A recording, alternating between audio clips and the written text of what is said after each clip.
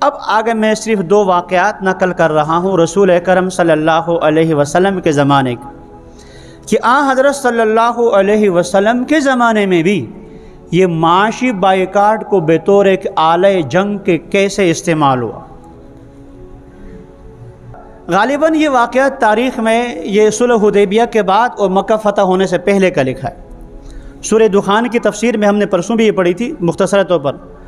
سمامہ بن آسال رضی اللہ تعالیٰ عنہ جو قبیلے بنو حنیفہ اور یمامہ کے سردار تھے، یہ عمرے کے لیے جانا چاہتے تھے۔ صحابہ کرام کی ایک جماعت نے واقعہ بہت مختصر کر رہا ہوں گرفتار کر کے رسول کرم صلی اللہ علیہ وسلم کی خدمت میں لایا۔ اس زمانے میں جیل نہیں ہوتی تھی، جو بھی قیدی لایا جاتا مسجد نبوی کے ستون کے ساتھ باندھ دیا جاتا، بخاری شریف کی روایت۔ اس کو سردار کو سمامہ رضی اللہ تعالیٰ عنہ کو، جب رضی اللہ تعالیٰ عنہ نہیں بنے، مسجد نبوی کے ستون کے ساتھ باندھ دیا۔ آپ صلی اللہ علیہ وسلم میں یہاں باندھ دو، یہ ہمارے اعمال دیکھ لیں۔ مسلمانوں اعمال دیکھ کر جو ہے وہ لوگ مسلمان ہوتے تھے۔ صحابہ کرام کہیں چلے جاتے تھے تو کہتے کونوا مثلنا، ہماری طرح بن جاؤ بس۔ تو ہم آج کس کو کیا کہہ دیں، اس لیے دعوت کا اثر ختم ہو گیا عمل نہ ہونے کی وجہ سے۔ ایک دن گزر گیا، بخاری شریف کی روایت ہے، رسول اکرم صلی اللہ علیہ وسلم سمامہ کے قریب پہنچ گئے۔ ما عندک یا سمامہ، سمامہ کیا ارادہ ہے، کیا ارادہ ہے؟ کچھ خیالات بدل گئے ایمان لانے سے متعلق۔ اس نے کہا ان تقتل ذا دم، اگر مجھے قتل کرو گے تو خون کے بدلے میں قتل کرو گے، میں مجرم ہوں۔ ان تنعم علی شاکر، اگر احسان کرو گے تو شکر گزار بندے پر، ایک قابل قدر اور قدردان پر جو آپ احسان کریں گے، اور اگر پیسہ لینا چاہیں، مال لینا چاہیں، جتنا چاہیں کہ میں حاضر کر دوں گا۔ حضور نے فرمایا، میں واقعہ بہت مختصر کر رہا ہوں، آپ نے فرمایا رہنے دو۔ دوسرے دن پھر آپ صلی اللہ علیہ وسلم قریب سے گزرے اور ان سے پوچھا کہ ما عندک یا سمامہ، سمامہ کیا خیر خبر ہے؟ اس نے کہا کہ جو کل میں نے کہا تھا۔ تیسرا دن رسول اکرم صلی اللہ علیہ وسلم پھر پوچھا ما عندک یا سمامہ، سمامہ کیا ارادہ ہے، کیا خیال ہے؟ اس نے پھر کہا کہ میں نے جو کل کہا تھا وہی بات، وہی ایک بات۔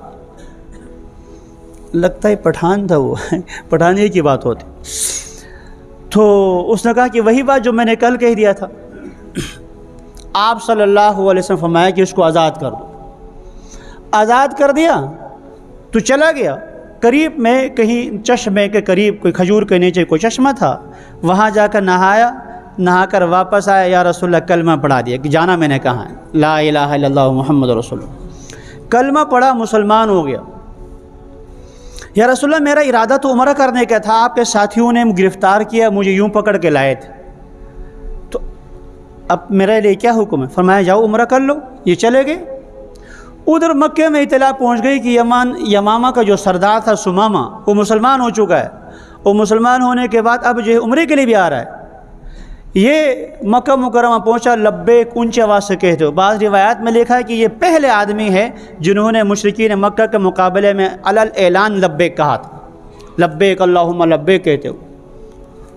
مکے والوں نے پکڑ لیا کہ تو یہاں کیا تو صابی ہو گیا، یعنی اپنا دین تبدیل کر۔ انہوں نے کہا کہ میں نے سب سے بہترین دین کو قبول کیا۔ میں واقعہ مختصر کر کے مقصد کی بات کر رہا ہوں۔ خیر انہوں نے بھی، مکے والوں نے اس کو روکنے کی کوشش کی، وہ ابھی تو ہم اس میں ہیں، یہ صلح حدیبیہ کا موقع ہے، ابھی تو آپ عمرے کے لیے نہیں آ سکتے، روکنے کی کوشش کی۔ تو سمامہ نے ایک بات کہی، پتہ ہے مکے والوں تمہاری گندم ساری ہمارے ہاں سے آتی، مکے والوں تمہاری منڈی میں گندم یمامہ سے آتی ہے، اللہ کی قسم اگر تم نے مجھے ذک پہنچایا، نقصان پہنچایا، ایک دانہ گندم کا نہیں آئے گا۔ پیچھے ہٹ گئے، طواف مکمل کر کے چلے گئے، اور وہاں جا کر اعلان بھی کر دیا، خبردار آئندہ جو ہے اپنے قبیلے والوں کو یہاں سے ایک دانہ مکہ میں گندم نہیں پہنچنی چاہیے۔ اور ایسا ہی ہوا، حتیٰ کہ چمڑا کھانے پر مجبور ہوئے، قحط سالی پہ مجبور ہو گئے پورا وفد، اور وکیل رسول اکرم صلی اللہ علیہ وسلم تک پہنچایا کہ آپ کہہ دیں۔ آپ صلی اللہ علیہ وسلم نے سمامہ کو لکھ دیا، آپ گندم جو ہے اس کو جاری رکھتے، جاری کر دیا۔ آپ دو واقعات میں نے بیان کیے، سعد بن معاذ رضی اللہ تعالیٰ عنہ کا معاشی بائیکاٹ کا، محض ایک دھمکی تھی۔ مکے کا سب سے بڑا مشرک، بلکہ مکے کا مشرک نہیں بلکہ رسول کرم صلی اللہ علیہ وسلم نے فرمایا کہ فرعون و ہذہ الامہ، اس امت کا فرعون، بلکہ فرعون سے بڑا کافر۔ فرعون تو مرتے وقت کہہ رہا تھا کہ میں موسیٰ اور ہارون کے رب پر ایمان لایا، اور یہ تو مرتے مرتے بھی کہہ رہا تھا گردن تھوڑی سی اونچی کاٹ دو۔ فرعون سے بڑا کافر ابو جہل، لیکن وہ بھی معاشی دھمکی پر ڈھیر ہو گیا۔ قریش کے سردار ثمامہ کے معاشی دھمکی پر ڈھیر۔ اور اب میں عرض کر رہا ہوں آپ کو کہ آپ یہ سمجھتے ہیں کہ یہ ہمارے یہاں سے نیسلے کا یا فلاں کا کوئی چیز نہ خریدنے سے، بائیکاٹ کرنے سے کیا ہوگا؟ یہی ہوگا۔ اب دیکھ لو کیا کچھ ہو رہا ہے۔ پیپسی والے اشتہار لگا رہے ہیں کہ عمرے پر بھیجنے کے لیے، پیپسی خرید لو اور آپ کو عمرے پر بھیجا جائے گا۔ فلاں کے ساتھ جو چاول بھی دیے جا رہے، فلاں کے ساتھ۔ او بابا، یہودی ہیں ہی پجاری دنیا کے،